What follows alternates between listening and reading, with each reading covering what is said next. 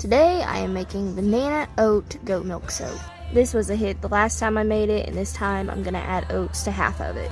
My grandma also wanted to try some banana soap, but she has to have oats with her soap, so I'm gonna add some, and I think it's gonna be a big hit also. Bananas are high in vitamins and potassium, making it awesome for your skin. It deeply hydrates and moisturizes. Also need some names. What do y'all think? You got any suggestions? And I need two. Both need to have something to do with bananas, and one needs to have something to do with oats also. Be as creative as you want to be.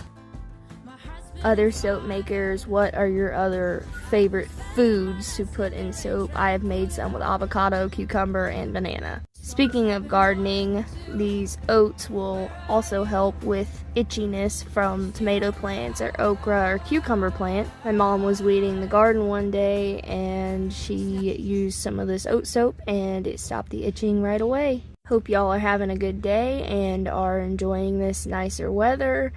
And please follow for more. Thanks for watching.